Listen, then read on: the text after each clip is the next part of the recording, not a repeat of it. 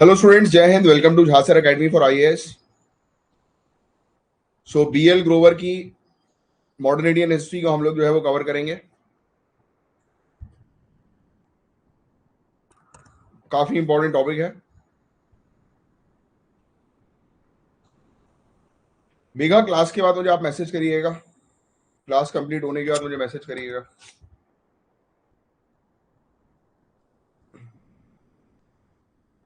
तो देखो, यहाँ पर इंग्लिश में भी है और हिंदी में भी है किताब इसकी, मॉडर्न इंडियन हिस्ट्री की, बीएल ग्रोवर की। बट हम लोग हिंदी से चीजों को कवर अप करेंगे क्योंकि हिस्ट्री है।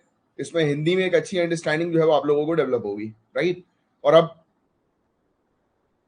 इस सेशन में आपको करना क्या है, और आने वाले इस पर्टिकुलर ये 4 साढ़े 4 बजे जो आपका सेशन शुरू होगा पीएल ग्रोवर का, इसमें आपको करना क्या है कि आपको पेन और पेपर लेकर बैठना है। सिर्फ जितने नोट्स मैं आपको बताते चल रहा हूँ सिर्फ उतने ही नोट्स आपको बनाने हैं। मैं पैराग्राफ आपके सामने रीड करूंगा, आप भी फोकस करें पूरा अपनी अंडरस्टैंडिंग पर, और उसके शॉर्ट नोट्स हम जो है वो अभी के अभी क्लास के दौरान तैयार करेंगे, राइट। मैं आपको डिक्टेट करूंगा, आप लोग फटाफट शॉर्ट नोट्स जो है वो तैयार करना। चलिए इसमें देख लेते हैं, मेरे पास वो मिल जाएगा क्या।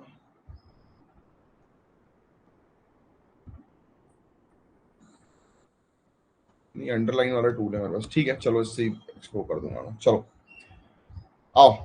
तो पहला हमारा चैप्टर है, क्योंकि देखो मॉडर्न इंडियन हिस्ट्री हम लोग ऑलरेडी पहले डिटेल में कवर अप कर चुके हैं, तो आप लोग को ऑलरेडी आइडिया होगा। जो भी स्टूडेंट्स नए जुड़े हैं, मैं उन लोग को एक ही चीज बता रहा हूँ, पहले आप मॉडर्न इंडियन हिस्ट्री के पुराने लेक्चर्स कवर अप करिए। उससे आपकी पूरी अंडरस्टैंडिंग मॉडर्न इंडियन हिस्ट्री की कवर अप होगी, और उसके बाद फिर ये वाले सेशन शुरू करिएगा। अगर आप डायरेक्ट इस वाले सेशन से शुरू कर रहे हैं तो आप सबसे बड़ी गलती कर रहे हैं। चलो तो स्टार्ट करते हैं हम लोग अपने अपने इस टॉपिक को।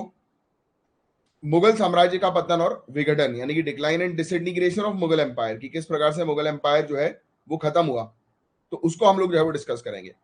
तो Mughal empire in India was always faced with an inherent difficulty. तो पहला पॉइंट तो ये कह रहा है, मतलब जो पाकिस्तान पाकिस्तान की जो हिस्ट्री है फ्रीडम मूवमेंट की, तो उसमें ये लिखा है कि मुगल एम्पायर इंडिया के अंदर जो था वो हमेशा एक मतलब डिफिकल्टी में था, हमेशा समस्याओं से घिरा हुआ था। पहला पॉइंट ये लिख रही है, ये पाकिस्तान की हिस्ट्री है, ठीक है। यानी कि पाकिस्तान की हिस्ट्री से ये स्टेटमेंट दिया हुआ है। ये आप लोग के लिए काम का नहीं है, सिर्फ समझना है कि देखो उनकी हिस्ट्री में क्या सिखाया जा रहा है।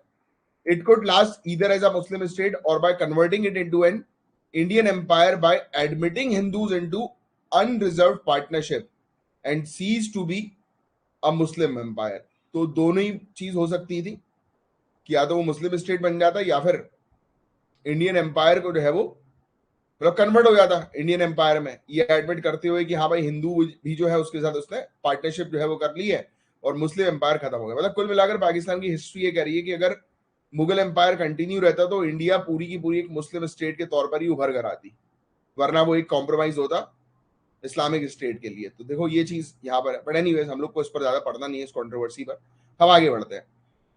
तो देखिए सबसे पहली चीज, तो जिस मुगल साम्राज्य ने समकालीन संसार को अपने विस्तृत प्रदेश, विशाल सेना तथा सांस्कृतिक उपलब्धियों से चकाचौंध कर दिया था, 18वीं शताब्दी के आरंभ में वह अवनति की ओर जा रहा था, डिसइंटीग्रेशन हो रहा था। देखो बहुत ध्यान सुनना, पहला पॉइंट जो है वो बहुत अच्छा है समझने के लिए कि एक समय था जिस समय मुगल एम्पायर जो था वो बहुत ही अपनी मतलब प्रोग्रेस कर रहा था, ग्रो कर रहा था, डेवलप कर रहा था।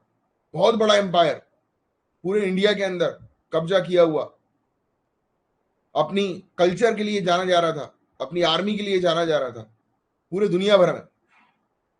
बट 18 सेंचुरी के एंड स्टार्टिंग में ही 17 सेंचुरी अब मतलब 17 सेंचुरी एंड और 18 सेंचुरी के स्टार्टिंग में ही हमें देखने को मिला कि इसमें गड़बड़ी होना शुरू हो गई।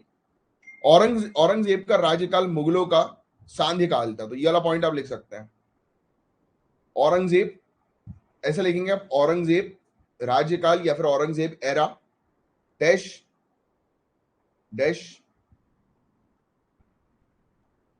Decline of Mughal. बोलते हैं कि औरंगजेब से मुगल्स का डिक्लाइन होना शुरू हो गया, डिक्लाइन ऑन मुगल्स और डिक्लाइन ऑफ मुगल्स, ठीक है। तो ये वाला पॉइंट बस यहां पर एक छोटा सा लिख लेना अपने नोट्स में। साम्राज्य को अनेक व्याधियों ने घेर रखा था, बहुत सारे चैलेंजेस थे मुगल एम्पायर के पास, और यह रोग शनै शनै समस्त देश में फैल रहा था, यानी कि छोटी छोटी प्रॉब्लम्स जो है वो धीरे धीरे करके मुगल एम्पायर को खत्म करते जा रही थी। भारत के विभिन्न भिन्न भिन्न भागों में देश और विदेशी शक्तियों ने अनेक छोटे बड़े राज्य स्थापित किए। तो आपको ऑलरेडी पता है कि यूरोपियन कंपनीज जो है वो इंडिया के अंदर आ चुकी थी, राइट। ट्रेड के लिए अलग अलग एरियाज पर उन्होंने कब्जा कर लिया था, जो हमने ऑलरेडी पहले कवर अप कर चुके हैं, राइट। फिर इसके अलावा बंगाल, अवध, डेक्कन आदि प्रदेश मुगल नियंत्रण से बाहर हो गया। तो बंगाल में कौन था, कोई मुझे बता सकता है? बंगाल के अंदर बंगाल, अवध और डेक्कन, डेक्कन चला गया था अपना, ये कौन गया था? निजाम। निजाम डेक्कन की ओर प्रस्थान कर गया। मॉडर्न इंडियन हिस्ट्री पढ़ी है ना, निजाम डेक्कन की ओर प्रस्थान कर गया। फिर if I am not wrong, Awadh में सादत खान हम लोग को देखने को मिला था, और बंगाल वाले क्षेत्र में मुर्शिद कुली खान है ना, मुर्शिद कुली खान बंगाल वाले क्षेत्र में, राइट। तो ये फैक्ट हम लोग को ध्यान में रखना है, ये बहुत इंपॉर्टेंट फैक्ट्स है जिससे रिलेटेड आपसे क्वेश्चंस पूछे जाएंगे, तो लिख लो ये वाले फैक्ट। वैसे अभी लिखने की जरूरत नहीं है, अभी मत लिखो, छोड़ो, आपको इसके बारे में ऑलरेडी पढ़ाया हुआ है, इसके नोट्स ऑलरेडी हैं आपके पास। जो एक इंपॉर्टेंट चीज मुझे लगेगी मैं सिर्फ वो चीज आपको बताऊंगा, बाकी मॉडर्न इंडियन हिस्ट्री में मैंने आपको चीजें बताई दी हैं ऑलरेडी। उत्तर पश्चिम की ओर से, उत्तर पश्चिम मतलब नॉर्थ वेस्ट, यहां से विदेशी आक्रमण होने लगे तथा विदेशी व्यापारी कंपनियों ने भारत की राजनीति में हस्तक्षेप करना आरंभ कर दिया। तो हमने ऑलरेडी बताया कि किस प्रकार से यूरोपियन पावर्स जो थी उन्होंने इंडिया के अंदर, इंडिया की पॉलिटिक्स में जो है वो एंटर होके इंडिया की पॉलिटिक्स को खराब करना शुरू कर दिया, आपस में हमें लड़वाना शुरू कर दिया, राजाओं को बेवकूफ बनाना शुरू कर दिया। बहुत डिटेल में इसको पढ़ाया हुआ मैंने आपको, एक एक चीज ध्यान, एक एक लाइन ध्यान से सुनो। हिस्ट्री इज नॉट अबाउट कि फटाफट आपने पढ़ लिया और हो गया। आपको लगेगा अरे यार इतना स्लो पढ़ेंगे हम लोग तो कितना टाइम लग जाएगा, टाइम लगने दो, बट द पॉइंट इज पूरी चीजें दिमाग में बैठनी चाहिए, दैट इज मोस्ट इंपॉर्टेंट, क्योंकि दिमाग में बैठेगी तभी आप मेंस में लिख पाओगे, तभी एक अंडरस्टैंडिंग डेवलप होगी। तो अब हमने क्या एक पिक्चर बना ली नॉर्थ वेस्ट, क्योंकि देखो इंडिया की अगर हम बात करें, ये जैसे इंडिया है फॉर एग्जाम्पल, ठीक है। अब ये यहाँ पर हम लोग को पानी देखने को मिल रहा है, यहाँ पर पानी देखने को मिल रहा है, यहाँ पर पानी, नीचे तीनों जगह पानी हमें देखने को मिल रहा है।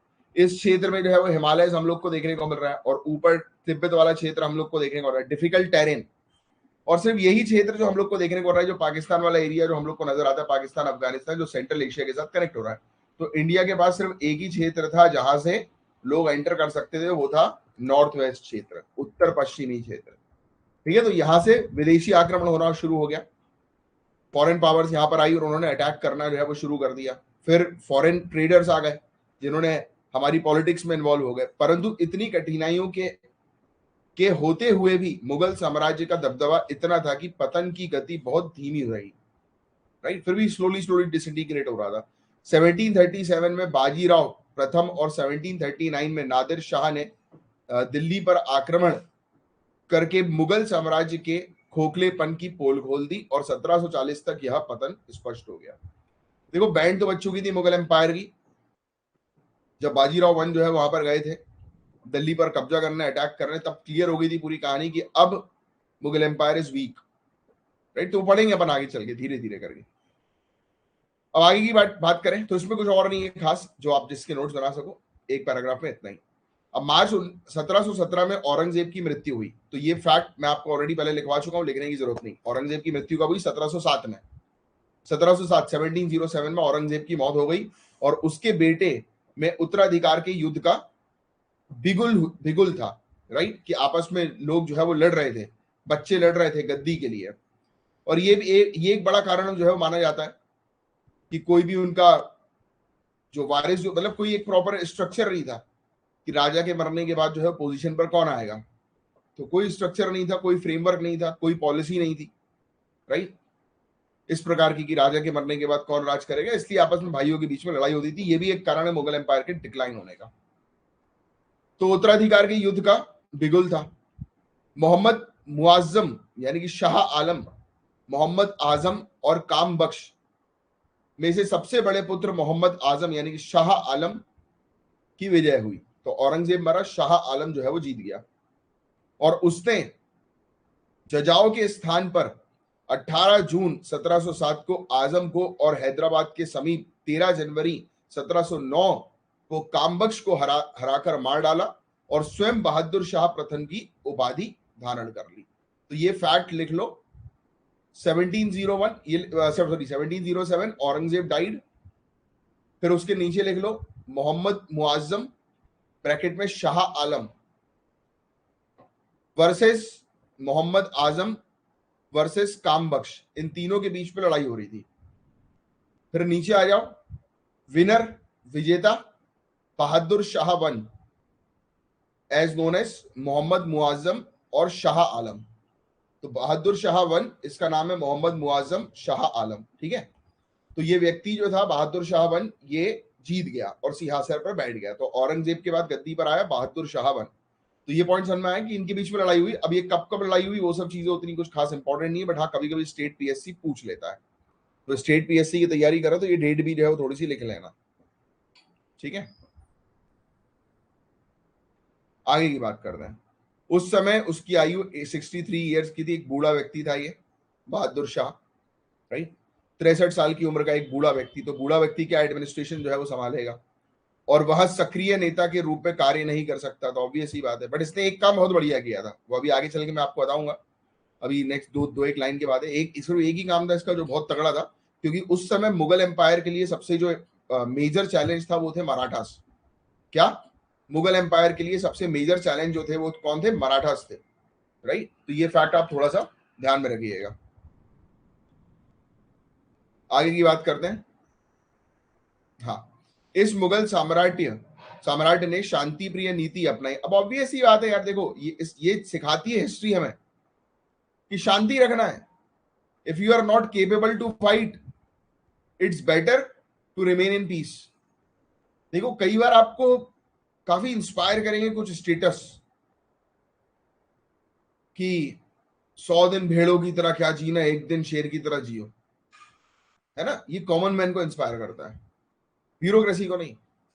ब्यूरोक्रेसी वेट करती है हमेशा। रूल एक ब्यूरोक्रेसी का, bureaucracy will going to wait and then make itself powerful. Bureaucracy wait करेगी, अपने आप को पावरफुल बनाएगी, उसके बाद अटैक करेगी एंड फिर जीतेगी। फिर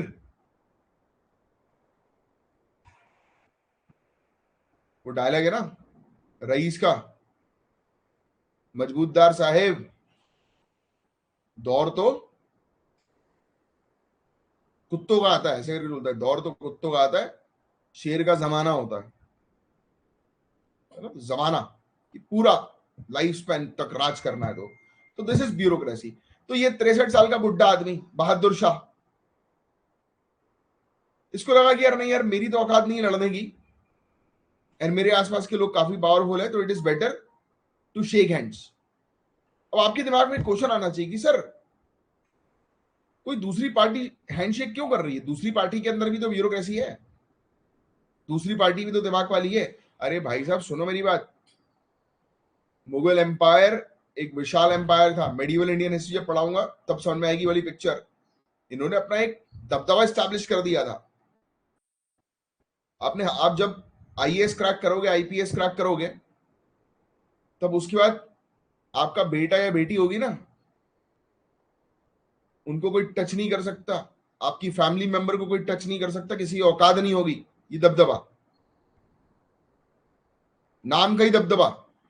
तो मुगल एम्पायर के नाम का दबदबा था कि बहादुर शाह जो था उसको अगर, यानी बहादुर शाह वन, वो अगर गया था किसी से हाथ मिलाने तो लोगों ने उससे हाथ मिला लिया, ये सोचकर कि नहीं बड़ा एम्पायर है भाई, हमारे साथ हाथ मिला रहा है, कितनी अच्छी बात है। Because they didn't knew. अभी हमने पढ़ा ना थोड़ी देर पहले, किसी को उसके खोखलेपन का अंदाजा नहीं था। फिर 1737 1739 में हुआ। ये घटना चल रही है 1707 की। समझ में आई बात? तो फेस बाय फेस चीजों को समझो। तो उसने ये शांति प्रिय नीति अपनाई। इसको शायद ब्लू वाटर पॉलिसी बोलते हैं। आगे की बात करें, फिर यह कहना कठिन है कि यह नीति उसकी शिथिलता की घोतक थी अथवा उसकी सोच समझकर सोच समझ का फल था, यानी कि जल्दबाजी में किया या उसने सोच समझ के किया, we can not say that, but we know about it. Bureaucracy है, bureaucracy knows very well. Aristocracy वाले लोग, राजा शाही लोग जो है, उनको दिमाग चलाना आता है, भले ही कितना भी घटिया एडमिनिस्ट्रेटर हो शाही, बट वो कहीं ना कहीं उसके ब्लड में तो है, बचपन से शाही अंदाज देख रहा है, बचपन से शाही तौर देख रहा है, तो उसको पता है। उसने शिवाजी, अब ये देखो, ये बेहतरीन चीज उसने कर दी, उसने शिवाजी के पौत्र यानी कि ग्रैंडसन शाहू को, जो 1689 से मुगल के पास कैद था, मुक्त कर दिया और महाराष्ट्र जाने की अनुमति दे दी। तो अब इस चीज को जो है वो ध्यान में रखना, ये आगे चल के इसके बारे में हम लोग जो है पढ़ेंगे, आप बस अभी के लिए ध्यान में रखना। एक शाहू करके एक व्यक्ति था, उसको इसने जो है वो रिलीज कर दिया, और ये शाहू महाराष्ट्र का था।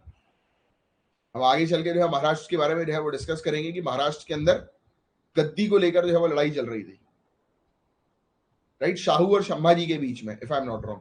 अभी आगे चल के हम बात करेंगे इसके बारे में, बहुत सारी चीजें हैं इसकी, राइट, इससे रिलेटेड पूरे कनेक्शन जो है बिल्डअप होंगे। बस अभी के लिए ध्यान में रखो कि महाराष्ट्र के अंदर क्या चल रहा था, वही सेम लड़ाई चल रही थी उत्तराधिकार को लेकर कि कौन गद्दी पर बैठेगा। तो इसने उस समय पर शाहू को छोड़ दिया कि जिससे और लड़ाई जो है वो बढ़ना शुरू हो जाए और महाराष्ट्र या मराठा एम्पायर के अंदर इंटरनल कॉन्फ्लिक्ट्स आना शुरू हो जाए। तो ये इसका एक स्मार्ट गेम था। तो क्वेश्चन ध्यान में रखो, स्मार्ट गेम जो है वो किसका था, इस तरीके का, शाहू को रिलीज करने का, तो बहादुर शाह का। तो ये इसके लिए थोड़ा सा इसको, इसकी पीठ थपथपाई जाती है बहादुर शाह जफर की, बहादुर शाह वन की, ठीक है। फिर आगे की जो है बात करते हैं, राजपूत राजाओं से भी शांति स्थापित करनी थी, क्योंकि ताकतवर थे नहीं इन लोग ज्यादा, उन्हें उनके प्रदेशों में पुनः स्थापित कर दिया, परंतु बहादुर शाह को सिखों के विरुद्ध कार्रवाई करनी पड़ी, क्योंकि उनके नेता बंदा बहादुर ने पंजाब में मुसलमानों के विरुद्ध एक व्यापक अभियान आरंभ कर दिया। अब ध्यान में रखना, 2 पॉइंट्स इसके अंदर आपको ध्यान में रखना है कि बहादुर शाह वन उर्फ शाह आलम उर्फ मोहम्मद मुआज्जम, ये व्यक्ति बूढ़ा था, पहला पॉइंट। दूसरा पॉइंट, इसकी क्षमता उतनी नहीं थी कि लड़ाई कर सके, तो इसलिए इसने पीसफुल पॉलिसी बनाना शुरू कर दिया, आपस में सबके साथ फ्रेंडशिप करना शुरू कर दिया। थर्ड पॉइंट, इसने शाहू को रिलीज कर दिया, जिसके कारण मराठास में इंटरनल कॉन्फ्लिक्ट्स हो गए। फोर्थ पॉइंट, ये जो व्यक्ति है इसकी बनी नहीं सिखों के साथ, सिख सबके साथ फ्रेंडशिप हुई इसकी एक्सेप्ट सिख। वाई? क्योंकि बंदा बहादुर ने मुस्लिम्स के अगेंस्ट कैंपेन एस्टैब्लिश कर दिया, बस दैट्स इट। बंदा लोहगढ़ के स्थान पर हार गया। मुगलों ने सरहिंद को 1711 में पुनः जीत लिया, परंतु यह सब होते हुए भी बहादुर शाह सिख को मित्र नहीं बना सका और ना ही उनका खात्मा कर सका, राइट। तो ये लिखने की जरूरत नहीं, जितने मैंने आपको 4 पॉइंट्स अभी बताए, that is more than sufficient. हालांकि शायद पहले आप लोगों ने लिखे होंगे। 27 फरवरी 1712 को बहादुर शाह की मृत्यु हो गई। तो डेथ की डेट, बहुत कम टाइम तक जिया ये। प्रसिद्ध लेखक सर सिडनी ओवन के अनुसार यह अंतिम मुगल सम्राट था जिसके विषय में कुछ अच्छे शब्द कहे जा सकते हैं, राइट। इसके पश्चात मुगल साम्राज्य का तीव्रगामी और पूर्ण पतन मुगल सम्राटों की राजनीतिक तुच्छता और शक्तिहीनता का घोतक था। 1712 में बहादुर शाह की मृत्यु के बाद उसके चारों पुत्र, अब देखो बहादुर शाह मारा, फिर अगेन लड़ाई बच्चों के बीच में। तो 1712 बहादुर शाह डाइड, पहला पॉइंट, बहादुर शाह की मृत्यु हो गई 1712 में। उसके 4 पुत्र थे, जहंदर शाह, अजीम उस शान, रफी उस शान और जहां शाह, ठीक है। ये 4 उसके बेटे हम लोग को देखने को मिल रहे थे जो लड़ाई लड़ रहे थे। और इस उत्तराधिकार के प्रश्न को हल करने में उसके पुत्रों ने इतनी निर्लजता शीघ्रता की कि बहादुर शाह का शव 1 महीने तक दफन भी नहीं किया जा सका। सोचो, इतने हरामखोर इनके लड़के थे कि बाप मर गया है, उस बाप को जो है वो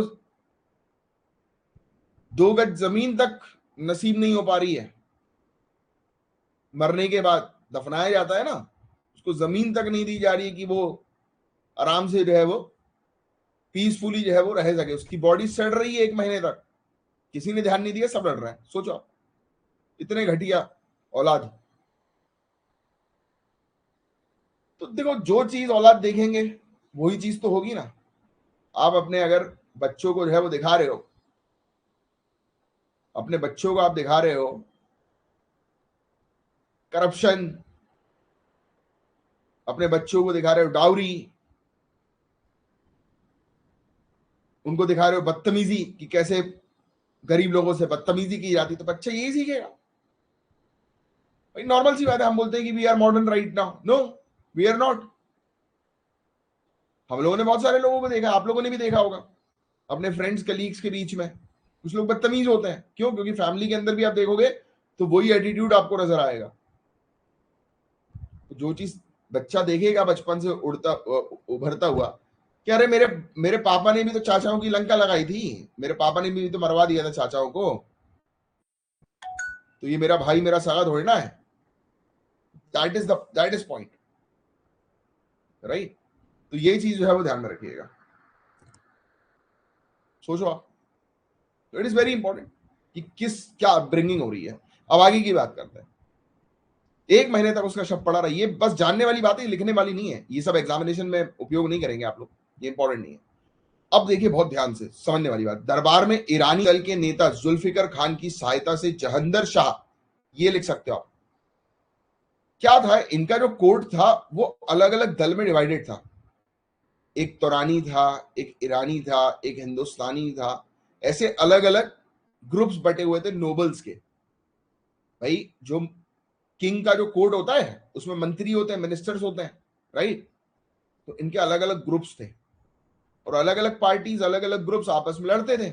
ये भी एक बड़ा रीजन था मुगल एम्पायर के डिक्लाइन होने का, क्योंकि इंटरनल कोर्ट के अंदर ही कॉन्फ्लिक्ट चल रहा था। अब जुल्फिकर खान की सहायता से जहंदर शाह सफल हो गया। जुल्फिकर खान की सहायता से जहंदर शाह सफल हुआ, तो इसके पीछे का बैकग्राउंड क्या है जो यहाँ पर बुक में नहीं है, जो आपको समझना है। ये जुल्फिकर खान ईरानी दल का है, इसके अलावा और भी दूसरे दल के नेता है। तो वो तो चटकेंगे, वो तो बोलेंगे कि हमारा हमारा बंदा जो है वो गद्दी पे आए तभी तो हम ऐश कर सकेंगे। पॉलिटिकल पार्टी का थोड़ा बहुत नॉलेज रखते होगे।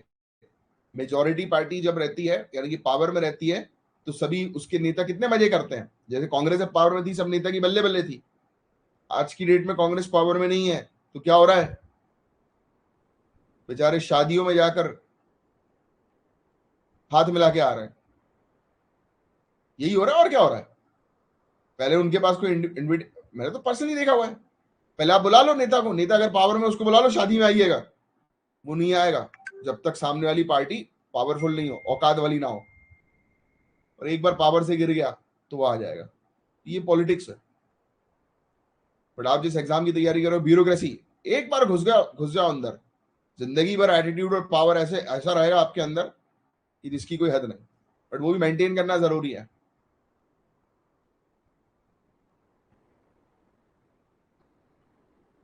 समझे? रुको 1 मिनट, चालू करते हैं।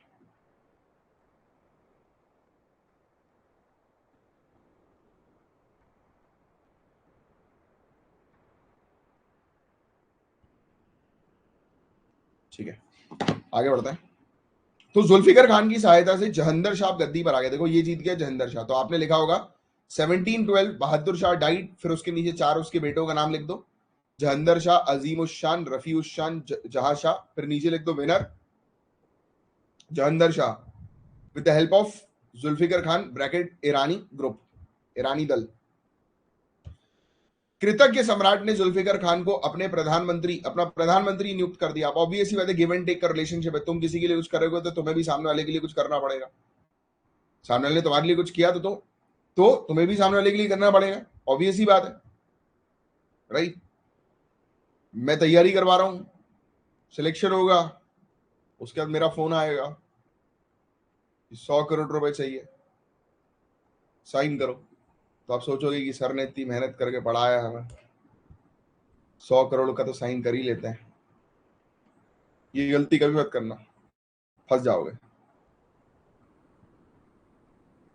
पहली बात तो मेरा ऐसा फोन नहीं आएगा, और दूसरी बात, आएगा भी तो प्रॉपर काम के लिए आएगा, और वो कमाई वाला काम है, किसी और को कमाई करवाने की जगह आपसे करवाएंगे कि आए कम से कम 200-300-400 करोड़, तभी आएगा मजा। देखो 200-400 करोड़ में कुछ नहीं होगा जब तक 1000-2000 करोड़ की मत खेलना, क्योंकि 1000-2000 करोड़ पता लगे आजकल बहुत चल रहा है, क्योंकि नए नए ऑफिसर्स को बहुत टारगेट कर रही है सीवीसी, सेंट्रल विजिलेंस कमीशन, और ये अपनी लोकायुक्त, लोकपाल। लोकपाल उतना टारगेट आप लोग को नहीं करेगी, लोकायुक्त जरूर कर सकती है, सेंट्रल विजिलेंस कमीशन कर सकती है, सीबीआई कर सकती है। ये लोग आजकल बहुत, ईडी, इन्फोर्समेंट डायरेक्टरेट, ये बड़े उसमें हैं कि जैसे ही आपको पता लगे एसडीएम की ट्रेनिंग मिली, एक व्यक्ति को भेज दिया लिफाफा लेके कि मैडम सर एक हमारे प्रोजेक्ट पे साइन कर दीजिएगा। आपने उठा के हाथ बढ़ा के पहले दिन ही कैश ले लिया, लग गए। कैश दिलवाना हो तो मेरे पास भिजवाना। बोला एक काम करिए, ये नंबर है 9713282838, इस नंबर पे कॉल करिए और हमारा नाम लीजिए, फिर आपको बुलाएंगे फार्म हाउस जहां पे लगा होगा जैमर कि बेटा ना रिकॉर्डिंग कर सकते हो ना कुछ कर सकते हो, सब बाहर करवाया जाएगा, उसके बाद बात की जाएगी स्विमिंग पूल के अंदर। ले आओ जितनी डिवाइस लेके आना है तैसी तुम्हारी, स्विमिंग पूल के अंदर, तो स्विमिंग पूल के अंदर बात करेंगे कि क्या डील है। चलो आगे बढ़ते हैं। तो यहां तक बात समझ में आई कि जहंदर शाह जो हम लोग को देखने को मिल रहा है वो अब गद्दी पर आ चुका है, राइट, और इसने जुल्फिकर खान को अपना प्राइम मिनिस्टर बना दिया। दैट्स इट, बहुत सिंपल एज दैट। क्यों बनाया, अगर क्वेश्चन आता है तो गिव एंड टेक। नेक्स्ट, 10 मास के भीतर ही जहंदर शाह को अजीम उस शान के पुत्र फारूक शियार ने सैयद ब्रदर की सहायता से चुनौती दे दी। अब यहां से गेम खत्म होगा, क्योंकि सैयद ब्रदर क्या कर रहा है, अब ये मतलब ये गेम जो है वो शुरू हो गया कि मेरा बंदा गद्दी पर बैठेगा। किंग मेकर्स का गेम शुरू हो गया कि हम किंग मेकर्स हैं। जनरली लोग याद करते हैं फारूक शियार को, बट उससे पहले ही आप देख रहे हैं जुल्फिकर खान ने गेम जो है वो शुरू कर दिया था।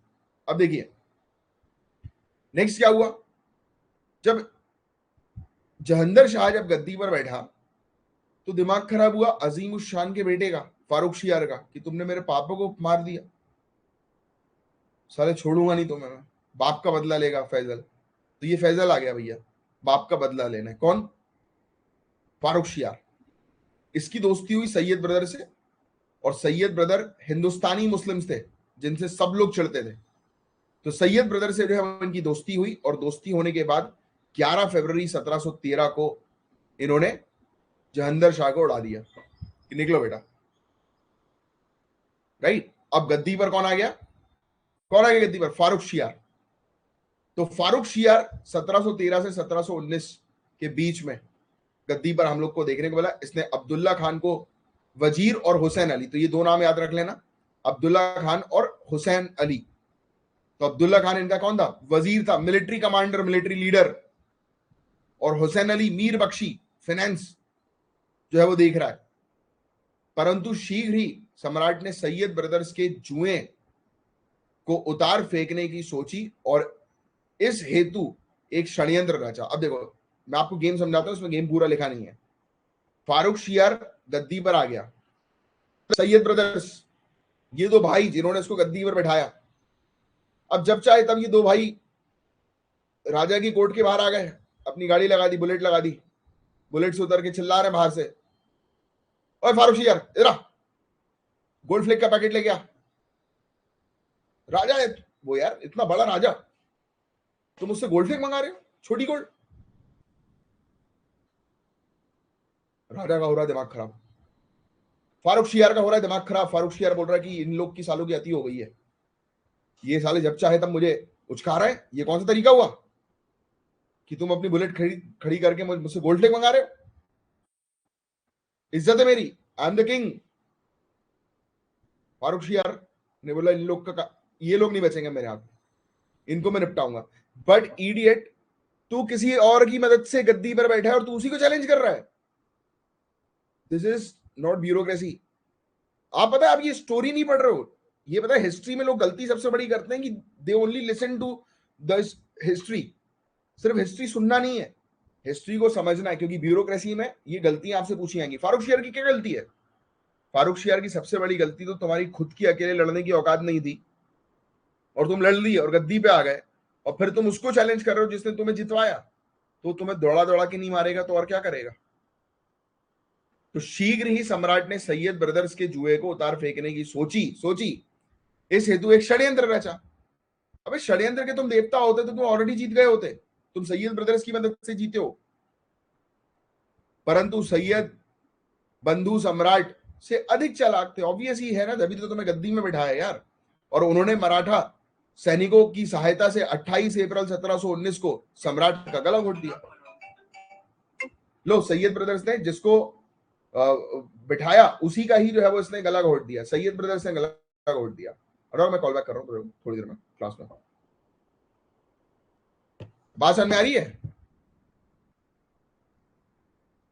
अब पूरे कोर्ट में हड़कंप मच गया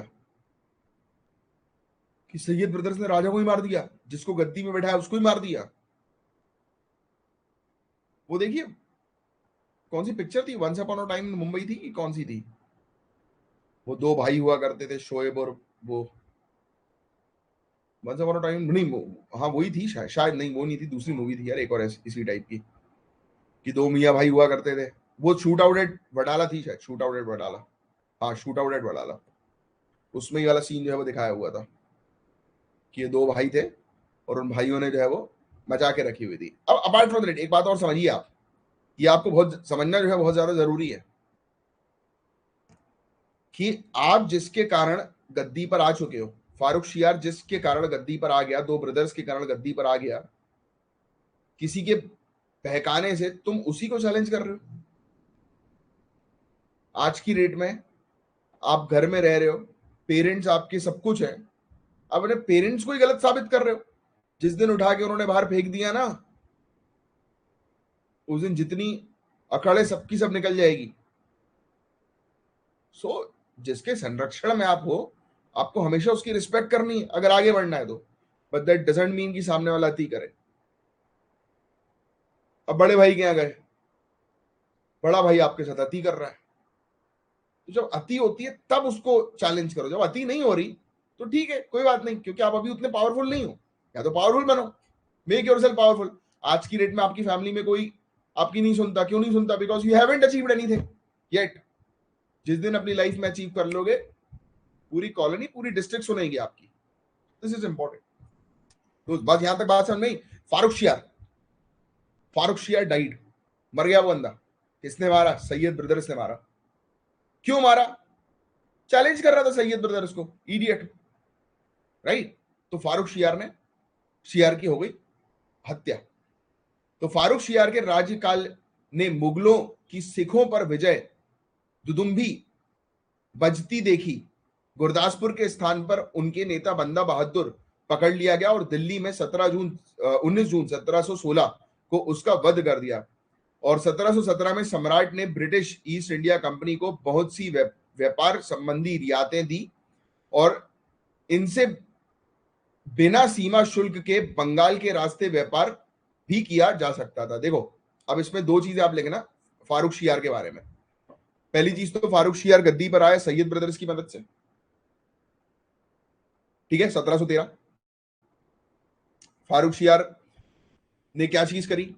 फारूक शियार ने ब्रिटिश ईस्ट इंडिया कंपनी को फरमान जारी किया। क्या लिखेंगे? ब्रिटिश ईस्ट इंडिया कंपनी को फरमान जारी किया बंगाल में ट्रेड करने का, राइट? 1717 में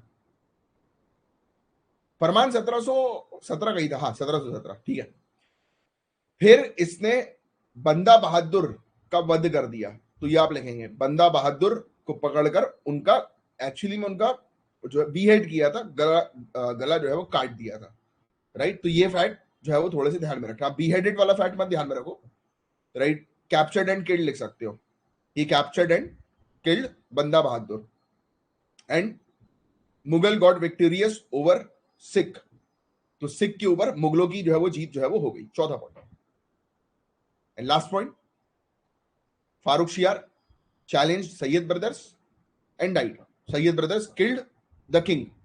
जैसे ही सैयद ब्रदर ने किंग को मारा, हड़कंप मच गई, हाहाकार हो गया कि अरे बाप रे, किंग मेकर्स ने किंग को मार दिया। फारूक शियार की मृत्यु के बाद सैयद ब्रदर्स ने शीघ्र शीघ्र यानी कि जल्दी से जल्दी एक के बाद एक सम्राट दिल्ली के सिंहासन पर बैठाए, नॉट इंपॉर्टेंट। इस प्रकार रफी उद दर्जात, रफी उद्दौला और फिर मोहम्मद शाह सम्राट बना। मोहम्मद शाह लास्ट सम्राट था 1748, राइट। और घटना चक्र ने पूरा चक्कर काट डाला और तुरानी अमीरों, देखो मैंने आपको बताया था ना, ये जो थे सैयद ब्रदर्स, ये हिंदुस्तानी नोबल्स थे, और एक तुरानी नोबल्स अलग थे। और अभी हमने एक और नोबल्स के बारे में, ईरानी नोबल्स के बारे में जो है वो डिस्कस किया था, जो वो था ना जुल्फिकर खान। जुल्फिकर खान ईरानी था, रिकॉल करो चीजों को। जुल्फिकर खान ने, क्वेश्चन मेरा आप लोगों के सामने, जुल्फिकर खान ने किसको गद्दी पर बैठाया, बताओ। जुल्फिकर खान की मदद से कौन गद्दी पर बैठा, जल्दी बताइए, सड़ा सा क्वेश्चन पूछ रहा हूं। अरे अभी पढ़ाया है थोड़ी देर पहले, फारूक शियार।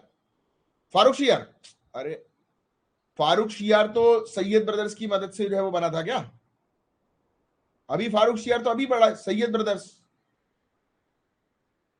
जुल्फिकर खान, जुल्फिकर खान जो है, उसने, सैयद ब्रदर्स ने फारूक शियार को बनाया, फिर सैयद ब्रदर ने फारूक शियार को मार दिया। फारूक शियार से पहले कौन था?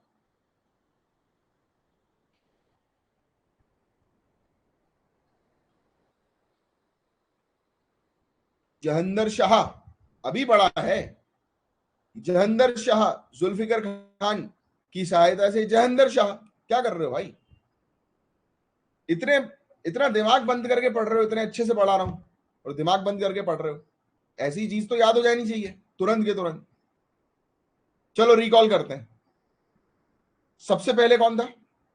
औरंगजेब की डेथ हुई। औरंगजेब की डेथ के बाद कौन आया गद्दी पर? जल्दी बताओ फटाफट, अब मेरे पास टाइम नहीं है। औरंगजेब की डेथ के बाद गद्दी पर कौन आया? बहादुर शाह वन, उर्फ मोहम्मद मुआज्जम, उर्फ शाह आलम, 63 साल का बुड्ढा, वो मरा। फिर कौन आया? बहादुर शाह मर गया, फिर कौन आया?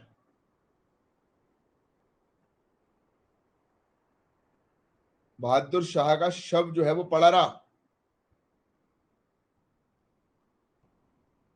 1 महीने तक।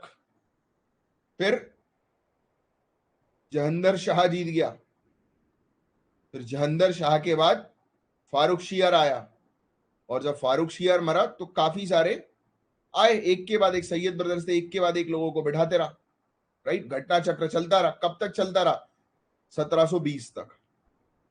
1720 हुसैन अली को मार डाला, और 1720 में ही अब्दुल्ला खान को बंदी बना दिया और इसको अंधा कर दिया था शायद, right.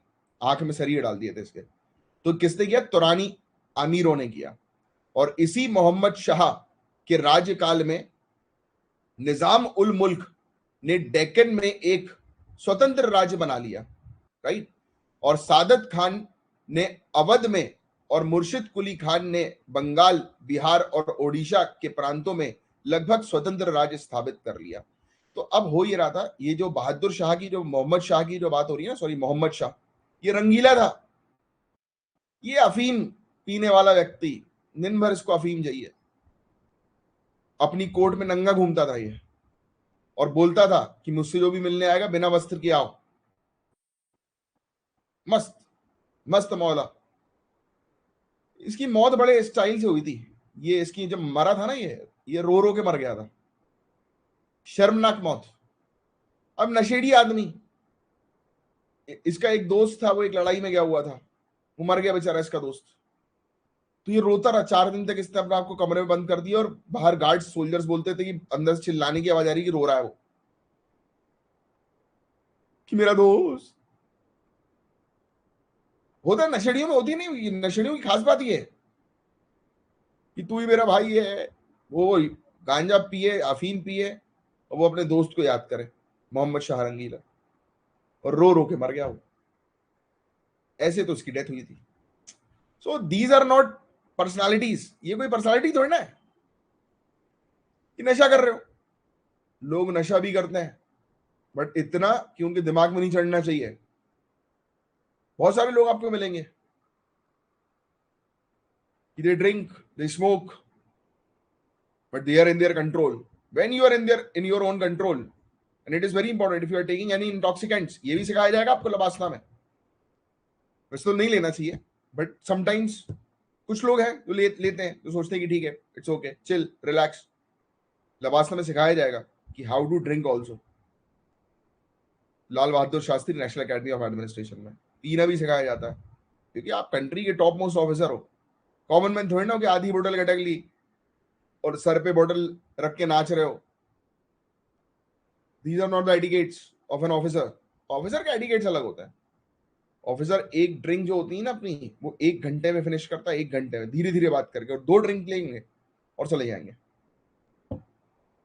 This is the quality of an officer. आगे की बात करना है। मोहम्मद शाह रंगीला ने राज्यकाल में निजाम उल मुल्क, मैंने आपको बताया ना, इस बंदे ने क्या किया, एक तो इसकी गलती नहीं थी, प्रॉब्लम क्या थी, इसको मजे करने थे, ये गलत टाइम पे पैदा हो गया और कोर्ट का खजाना खत्म होता जा रहा था। तो जो नोबल्स थे उनको चिंता थी कि यार ये साला राजा तो मजे कर रहा है दिन भर, आए दिन इसको याशियां चाहिए, और हम क्या करें अब, हमें तो खजाने की देख रेख करनी है, व्यवस्था जमा के रखनी है। तो इन्होंने बोला कि यार अब देखो, सबको कुछ ना कुछ तो चाहिए, करप्शन हिस्सा जो है वो सबका होना चाहिए। तो इन्होंने जो दिमाग वाले लोग थे, जैसे मुर्शिद कुली खान, सादत खान, राइट, और एक निजाम है अपना, कहा गया निजाम उल मुल्क, तो ये जो दिमाग वाले लोग थे, इनको मोहम्मद शाह के कान भर भर के नोबल्स ने इन लोगों को दूर कर दिया कि जाओ दूर जाके जो है वो स्टैब्लिश हो, मेन सेंटर में मत रहना। It will happen with you also. जब आईएएस आईपीएस बनोगे ना, जब आपके अंदर ज्यादा कैपेबिलिटी भी होगी तो भी आपको पनिशमेंट पोस्टिंग दे दी जाएगी। इसलिए इतना भी स्ट्रिक्ट नहीं होना है। मैं लोगों को बोलता हूं अपने अंदर ऑफिसर क्वालिटी लेके आओ। वो घर में अपने बेचारे माँ बाप के ऊपर ऑफिसर क्वालिटी दिखाने लगते हैं यार। मेरे पास कंप्लेंट्स आती हैं, पेरेंट, एक बार एक पेरेंट का फोन आया, वो मैडम मुझसे बोलती, मतलब उनकी मम्मी,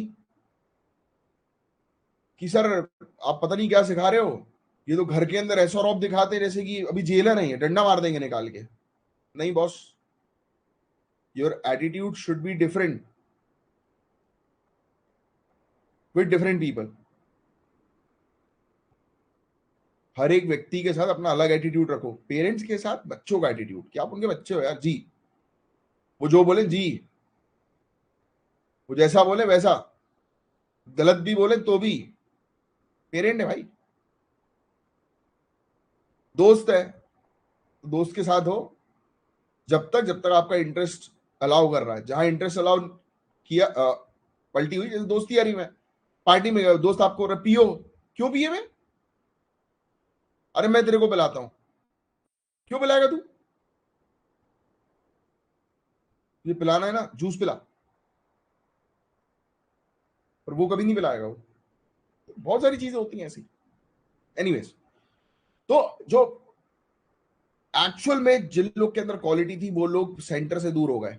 और मार्च 1737 में बाजीराव वन केवल 500 घुड़सवार लेकर, सोचिए आप, मुगल एम्पायर, वास्ट एम्पायर, जो अभी हमने बात करी 1737, बाजीराव वन पहुंच गया 500 घुड़सवार लेकर। वहां का सम्राट डर के मारे भग गया। रंगीला, अरे बोलता मुझे घोड़ों से नफरत है, I can't see horse in front of me, I am going. ये क्या है, you are the king, you have to fight. तुम साले बोल रहे हो मुझे घोड़े पसंद नहीं। वो बाहुबली पिक्चर थी ना, बाहुबली, उसमें देखा था एक, वो सुअर सुअर को जो मारने जाते हैं, तो वो जो प्रिंस था शायद, if I am not wrong, राजा का बेटा ही था ना वो प्रिंस, शायद, अब जो भी था आई डोंट नो एग्जैक्टली, कुछ तो था वो, फैमिली का ही कोई मेंबर था, रॉयल फैमिली का। वो तो छी, मुझे तो सुअर से घिन आती है। Idiot, someone is giving you challenge and तुम बोल रहे हो घिन आती है। ये भाग क्या, वो तो घोड़े पसंद नहीं, उनकी आवाज मुझे पसंद नहीं, मुझे इरिटेशन होती है, मैं माल भूखा रहता हूँ, ई ये कौन सी बात हुई, चला गया वो, इडियट। जैसे ही वो भागा, क्लियर हो गया एवरीवेयर, बात फैल गई कि अब औकात नहीं है मुगल एम्पायर की। और मुगल एम्पायर के बाद नेक्स्ट पावरफुल जो राइजिंग एम्पायर जो था वो मराठा था। So Maratha saw it as an opportunity. Maratha को लगा अब ये अपॉर्चुनिटी इनकी हो गई हालत खराब, अब we will going to rule India. फिर उसके बाद 1739 नादिर शाह आया। ये वही है ना नादिर शाह जिसने वो लेके चला गया था पीकॉक थ्रोन, शाहजहां के ताज के ऊपर था ना ये पीकॉक थ्रोन। कोहिनूर डायमंड वगैरह भी लेके गया था ये। ठीक है। नए मुगल सम्राट अहमद शाह और आलमगीर सेकंड इतने ही बेकार थे कि वे इस पतन को रोक ही नहीं पाए। अब समझ में नहीं आ रहा कि क्या करें। अब तो बैंड बजी गई है, कंप्लेन करते हैं हमारे पापा और दादा ने तो बर्बादी कर दी। अबे तो तुम ठीक करो ना। पापा और दादा से जो गलती हो गई वो तुम भी वही गलती करोगे तो क्या कर रहे हो फिर। हमारे बाबा सिगरेट पीते तो हम भी पियेंगे। क्यों? उनको बताने वाला शायद कोई नहीं था। तुम्हें तो है, तुम्हें क्यों भी नहीं है? वही चीज है, इन लोग बचा नहीं पाए। उत्तर पश्चिम की ओर से अहमद शाह अब्दाली ने, ये लिख लेना, ये वैसे लिखवाया हुआ मैंने आपके नोट्स में, अहमद शाह अब्दाली ने कितनी बार जो है वो आक्रमण किया, ये लिखवाया हुआ मैंने, तो ये लिख लो अगर नहीं लिखा है तो। और वह अधिक अधिक अधिक उद्दंड होता चला गया। बात वही होती है ना कि आप एक बार किसी पर अटैक करो और वो व्यक्ति आपको रिटेलिएट ना करे तो सामने वाले को मजा आता है। इसलिए ये चीज भी सीखो कि आपको अगर कोई एक्सप्लॉइट करने की कोशिश करे तो ignore, number delete block, simple फंडा लाइफ में अपना लो। एक बार अगर आपके साथ किसी ने दगाबाजी करी, ignore, number delete block and study hard. उसके बारे में सोचना नहीं है, स्टडी हार्ड जब तक सिलेक्शन ना हो जाए, क्योंकि जिस दिन सिलेक्शन हो गया उस दिन गेम आपका, राइट। तो ये चीज, और बहुत ही जल्दी पंजाब पठानों ने और मालवा और बुंदेलखंड मराठों ने छीन लिए तथा अन्य स्थानों पर भी आक्रमण किया।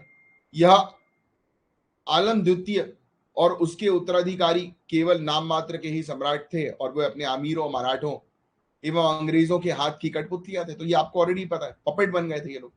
1803 में अंग्रेजों ने दिल्ली जीत ली और अंग्रेजों ने मुगल साम्राज्य का ढोंग 1858 तक बनाए रखा, जब अंतिम मुगल सम्राट बहादुर शाह जफर को रंगून में निर्वासित कर दिया गया। तो रंगून 1857, रिवोल्ट ऑफ 1857 में ये बहादुर शाह जफर जो है वो थोड़ा तेज चल गया था, तो उसको फिर उठाकर फेंक दिया इन लोगों ने।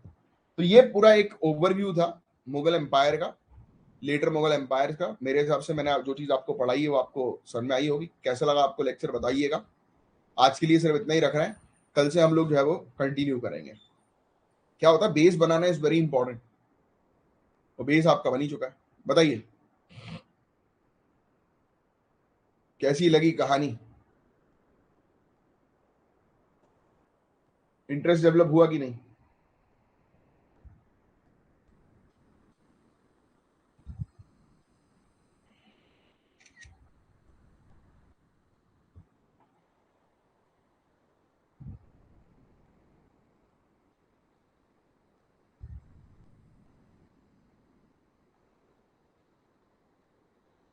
चलिए साइन ऑफ करता हूं, मिलेंगे हम लोग कल की क्लास में।